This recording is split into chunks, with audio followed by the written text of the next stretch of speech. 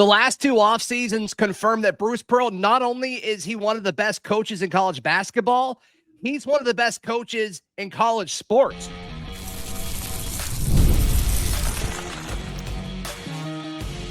You are Locked On Auburn, your daily podcast on the Auburn Tigers. Part of the Locked On Podcast Network, your team every day. Yes, welcome on into Locked On Auburn, your daily Auburn Tigers podcast. I'm your host, Zac Blackerby. Thank you so much for making Locked On Auburn your first listen every single day. It's a Charlie Tuesday on a Friday. How about that? Yeah. Auburn message board legend, the Charlie 5, hanging out with us. You can find all of his stuff over at thebarnauburn.com, and his show is the Top Button Podcast. We'll talk about all of the intricacies of this big, massive official visit weekend for Hugh Freeze in the Auburn football program. But Bruce Pearl has solidified himself as one of the best coaches in college sports with what he's done the last two off seasons. Yes, Tahaad Pettiford is back. Yes, what they did with Jovic and getting him in is incredible. We'll talk about that in a second. In this transfer portal NIL era, what have you seen so many of the great coaches in both football and basketball do? Say, you know what? I don't know if I want to do this anymore. Yeah. The last two off seasons, and really three, what have we seen Bruce Pearl do? We have seen him thrive and move. Adapt. Yeah, he's adapted faster than anyone else in this era of college athletics. I feel very comfortable saying that. And not only is he adapting, 2 years ago wins the SEC tournament championship. Last year wins the most competitive conference in the history of college basketball, goes to his second Final Four in 7 years. And to me, it's just like, yes, Tahad is back, and that really solidified all of this for sure. But it's so easy to forget about what we had to do with Johni Broome last year. That was only a non-story because he came back. Right. And it's just him navigating all of this. I really think what he's done is incredible. And it's so big that I think we're actually taking it for granted here. Well, think about this too. And this just kind of popped in my head. Yeah. But this has been talked about as a negative. Auburn is 8th or 10th in the SEC in spending in NIL, as if spending directly correlates to winning. And I look at it like, holy cow, look what was done when you're 8th to 10th in the SEC, not in the country, in the SEC. Like who knows where you compare in the country as far as budget goes towards a roster. Obviously, you'd like to see that you'd be able to spend a little bit more, and maybe this year's roster will be a little bit more expensive than last year's roster. But to me, that just speaks even more to what you're saying. Not only doing what he's done, but doing what he's done with theoretically less to work with. Yeah, and that's the stuff where people just say he's a recruiter and a rah-rah guy. And I'm like, no, you're telling on yourself. If you firmly believe that at this point, you are telling on yourself. And you might as well just wear a big sign that says that you're a hater, because it's 100%. Ridiculous up to this point. But also, like, are those numbers real? I mean, I see a number reported, then we talk to a source, and it's like, that number is not correct. So, like, I don't know. I think Steven said it most recently that Auburn was 8th or something like that. That's a good source there. Once again, I don't know how he would know, just to be 100% honest. Yeah, that's a good point too. But it pushes our agenda, so let's just agree with it. I'm fine with that. I'm fine with that in a heartbeat. But yeah, so now let's pivot to Tahad. And how much of that was Bruce Pearl, and how much of that was Tahad not getting 100% surefire thing of where he was going to go, where he wanted to go in the draft? I don't know. But he didn't have to come back to Auburn, right? I think that's some of it. And I think there was an aspect of this that I was a little concerned about. If he did, how much was it? Like, you don't know anybody in this locker room anymore. Yeah. Like, I was a little concerned about that. Not concerned enough to say, hey, I don't think he comes back or anything like that. But that was part of the conversation and the decision. I think it had to have been. Yeah, but then ultimately, what won out? Bruce. He said it. He said, I trust everything. I put all my trust in Bruce. And this kind of, we're talking about Tahad, but it kind of even piggybacks more on the Bruce conversation. You and I both know a source, and they talked about how Tahad's dad was actually like best friends with Dan Hurley, the head coach at UConn. They're from that area, and it was kind of everybody kind of thought surely he'd go play for Dan, but Bruce won Tahad over. Hey, I want to go play. I want to go play for Bruce. I'm sure Hurley came calling again this offseason, probably to get him to come, and Bruce won. When Bruce Pearl walks into your life, things change. 100%. Things change. So there's like life before Bruce Pearl and life after. And thank goodness we're in the life after Bruce Pearl right now. 100%. Exactly. I don't want to live in the life way after Bruce Pearl. Like I don't want him to ever leave, because it's been pretty remarkable. Yeah. Tahad coming back. I would rival it. I might say it's even more important than when Broom came back to last year's team. I mean, I think he's that important to this roster, that important to this fan base. I mean, we've never really had a season to where it's a 100% brand new team before. Like Tahad was kind of like our linchpin that we were hanging on to kind of carry over some of that Final Four momentum, and he's back. I think it's just going to make this season, the fever pitch that leads up to this season, just palatable. Yep, no question. Tahad's announcement earlier this week obviously comes, hours after Jovic, which it's not being classified as a transfer, correct? He's just said he signed.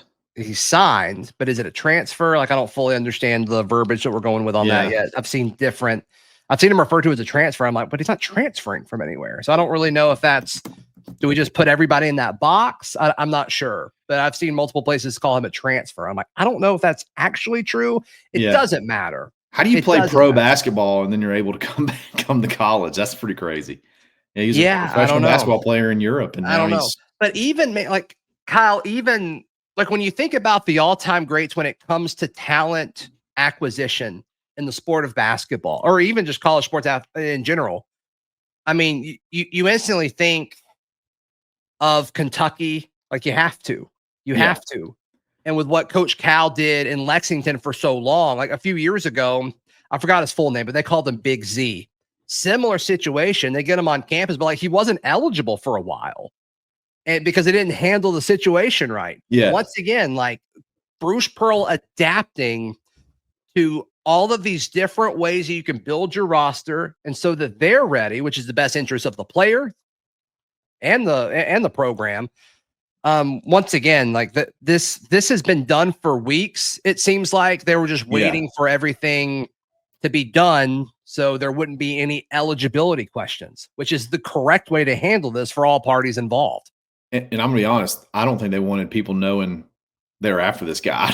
I think they wanted this to be a secret, because this kid is a player. I think the word you're probably going for, you talked about acquisition. Evaluation is another huge part of that I feel like this staff, you can't point to many misses. I know you can point to Pegues last year. I know you can point last year to Pegues, but I mean, for every Pegues, you have a Chad Baker-Mazara who comes from JUCO, or just a Chaney Johnson, who's an incredibly important role player that you get out of D2, and maybe another version this year.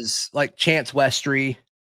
Do we want to qualify like Aiden as a miss, or like it didn't work out here? Like I think he's a solid player, but there's been Westry's.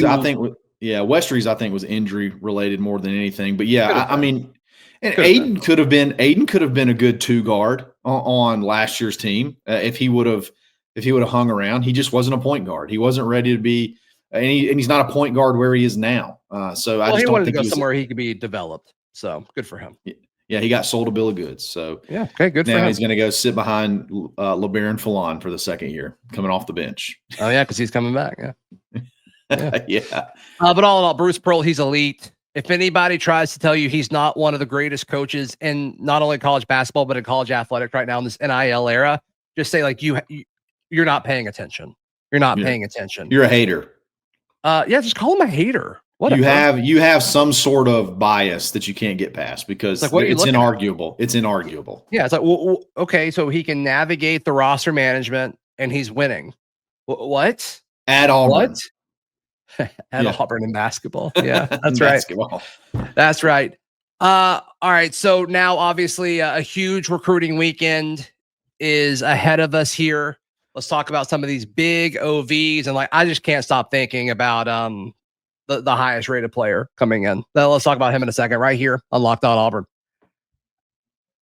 Today's show brought to you by our friends at FanDuel. FanDuel is America's #1 sportsbook.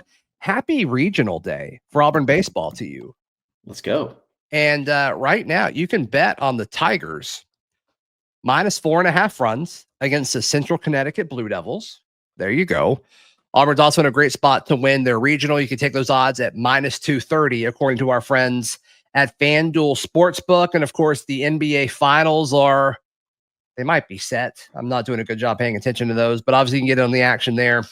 And if you're new to FanDuel, it's the perfect time to sign up. Head to FanDuel.com and place your first $5 bet. If it wins, you get $200 in bonus bets. Make every moment more with FanDuel, the official sports betting partner of the NBA and the Locked On Podcast Network. Charlie 5, Auburn message board legend, the Kyle Rush hanging out with us. Gyra Edwards, one of the best defensive backs, one of the best players in this year's class from St. Francis Academy, our Baltimore pipeline that we are continuing to build here. Expected to be on campus this weekend. And then he put out a graphic earlier in the week saying that he's committing on July 5th. Yeah. I like the timing of that. I'm not going to lie to you. Yeah, the timing does look good. I'm looking at this video, this interview right now he's doing with Chad Simmons, and it's like, golly, that is a high school kid. That is a grown man. He's a grown man, 6'1", 210, head-busting safety from St. Francis Academy. It's hard not to get excited about that kid coming to Auburn. He has his pick. I mean, he can quite literally go wherever he wants. And all those guys that don't mind spending the money for, the Oregons, Ohio States, Georgia, Alabama, they're all going to be gunning for him for sure. It's going to be you got a really big opportunity this weekend. You got a St. Francis to crap out of this thing. You got to bring all of them in there, have them around him the whole time. You got to do everything you can to strike up that St. Francis relationship, because he is a game changer. Yeah, if there's not a St. Francis guy in every room, it's like, what are we doing? We are not using our resources smartly. Have Durkin escorting him around with the Baltimore tie, the Maryland tie, and then just every room you go into. There's Blake Woodby. Yeah. What's Wayne Henry up to right now? Yeah. Let's FaceTime him. And then, there's Darian Smith. There's Darrell Robinson. Just keep going room to room. Just please. The St. Francis connection. Yeah. Yeah. You get him, you're cooking. Yeah. And Brian Smith and I talked about him earlier in the week, and he's right. He said, if you get a guy like Gyra, other guys will come because he's here. So I agree. That'd be exciting. Landon Duckworth, the quarterback that is Auburn seems to be most after now. Yeah. Where are you with this? So I don't know if we've talked since the whole, losing Travis Burgess to UNC went down. So the Travis Burgess thing, honestly, you would think if you move on from him, that would mean Landon is probably the most natural replacement. But it feels like we have a value in mind for a quarterback in this class. Monetarily. Yes. Yeah, monetarily. Because you got Deuce in the class ahead. You got some baller 2027 quarterbacks. So it feels like we have a value in mind. And if Travis Burgess didn't fit in that, what that number is, it's hard for me to imagine that Landon is, because I think he's going to actually command a big price tag from, South Carolina, even, Ole Miss, if Ole Miss can repair some things and get back in it they usually do.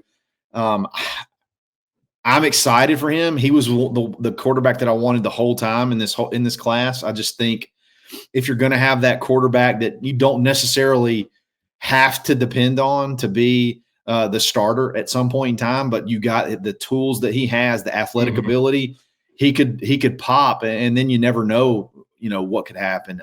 I'm really excited to see how this thing shakes out. But again, I'm skeptical now just based off of, it feels like you got an idea in mind of what you want to spend on a quarterback this year.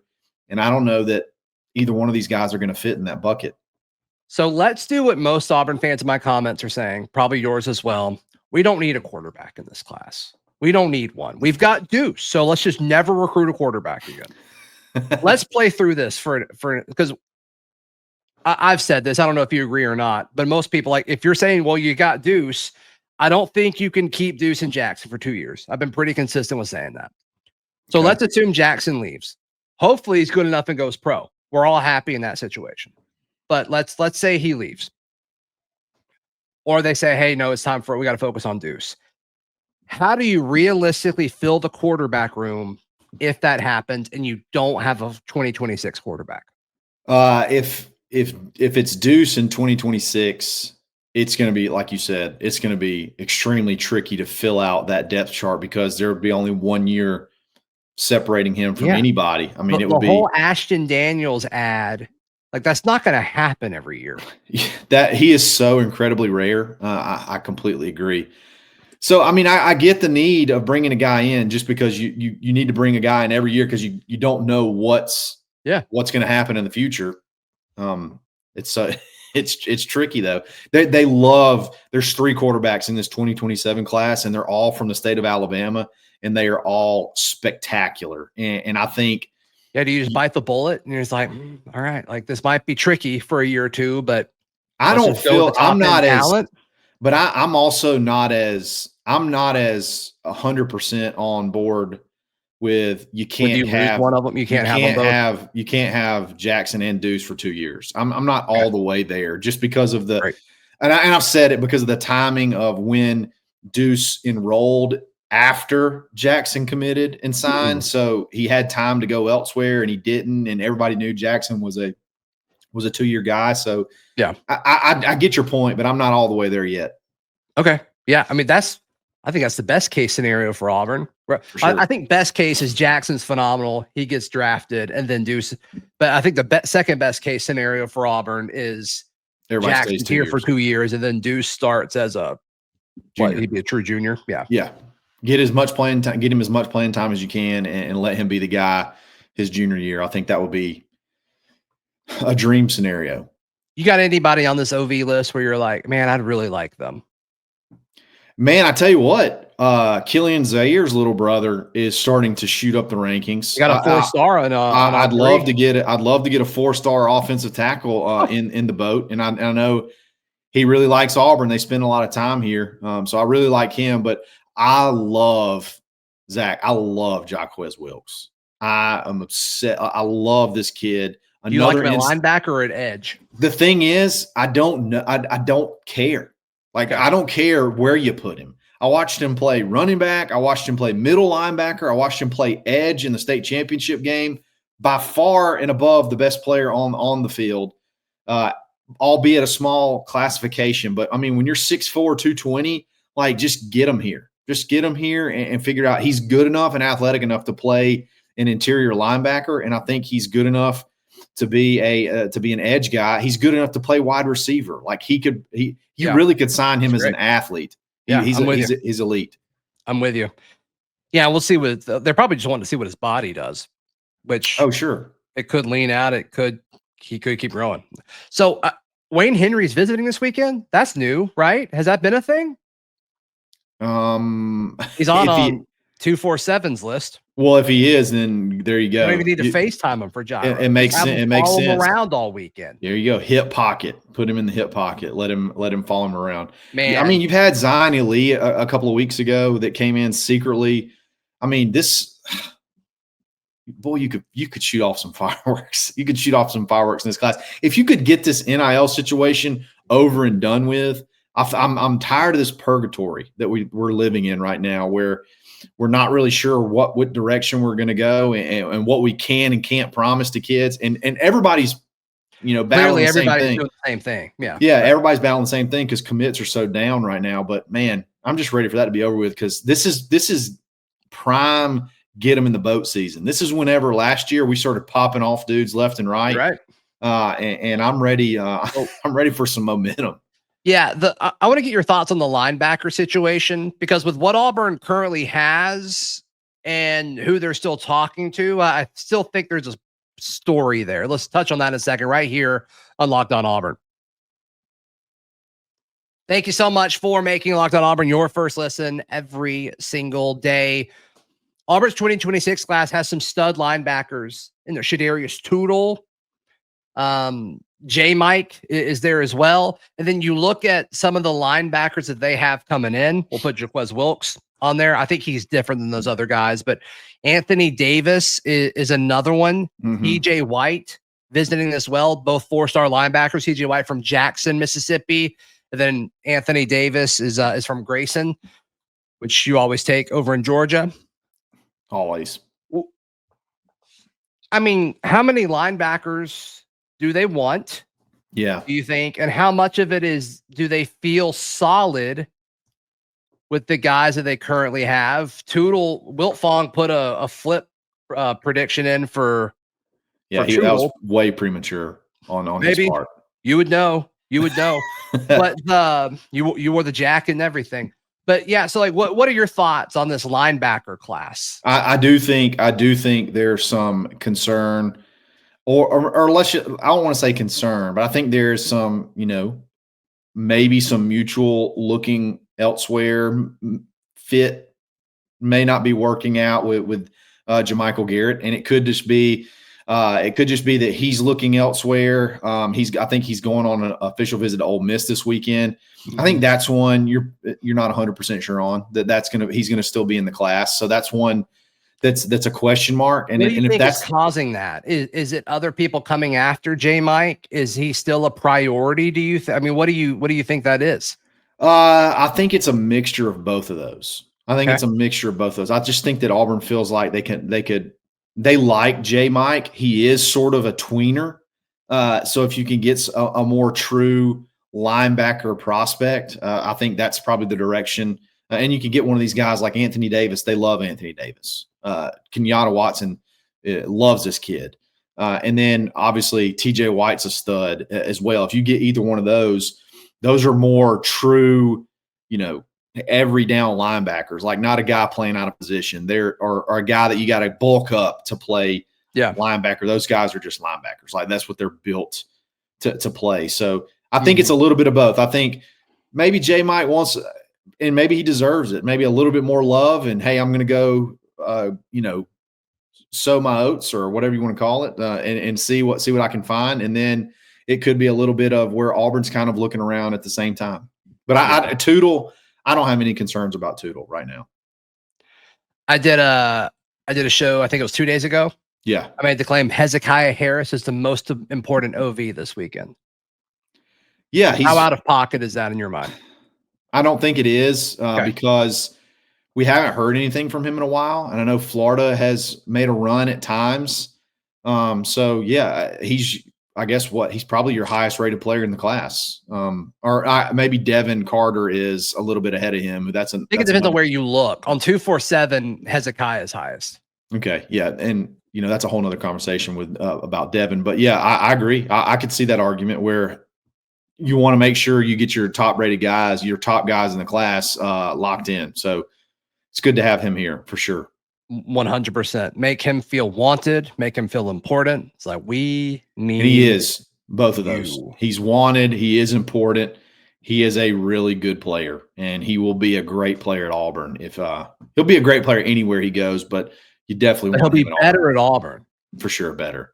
He's been committed for almost a year now, which is crazy. And even before he committed, it seemed like he was here, like tweeting at every like Auburn media person for like 6 months prior to that. It's like, we love you. Come on. Dude, there's so many edges. You want to talk about linebacker? Edge is another one. There's just like dude after dude that they're looking at in this class. It's yeah. And another one, Jamarian Matthews, another edge guy coming this weekend, committed to Bama, so that's always interesting. That's always intriguing. So I mean, we'll see what happens with that. He's listed at 6'2" on the site, so I wonder if that's true. It's like 6'2" edge. It's interesting.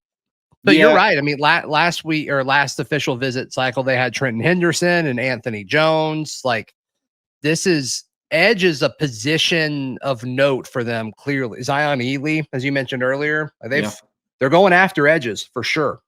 Yeah, I mean, and why not? That's a huge.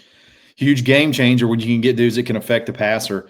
And I've heard talk about experimenting with, some more, 4-2, 5-4-3 type lineups where you have more traditional defensive ends. So like, could that be a direction that not necessarily they're trying to go to, but like just what's available seems like it could possibly fit that a little bit better. Like in your natural recruiting area, it seems like maybe those type players, you could get some really good ones and then build around them. So I don't know. It is interesting though. There's only one edge on the field and you're targeting like 4 or 5 guys. Yeah. You got one committed already, and it looks like you'd probably take at least 2 more. So some of those guys I think have a frame to play end as well. Yes. I mean, some of the higher rated guys, that's why they're rated so high, is they can do both. So like Ely could do both. Tank could do both. Hezekiah could probably do both. He's 6'5". So yeah, every single one we've named so far. And it's funny. That's why, Bryce Perry Wright was another one of those kind of like Jamarian Matthews, a little bit shorter. So he's sort of like kind of pigeonholed to one spot, so to speak. And you saw that they seem to kind of maybe go in different directions a little bit after that visit. So could be. Yep, absolutely. All right. How can people check out everything you've got going on? Absolutely. Subscribe to thebarnauburn.com. Jump in the conversation. We nailed the basketball stuff. Like that was a lot of fun. That was a fun thread. Yeah. Basically getting the roster all back together, like all the additions, who's going to leave, who's coming back, all that good stuff. So sign up today and then subscribe to the Barn Auburn YouTube page. You can catch all of our content: basketball, baseball, your show, Village Vice, my show every day. A lot of stuff dropping every single day. So get in there on the fun. Yep, absolutely. Please like the video. Please subscribe. We'll see you next time. This has been Locked On Auburn.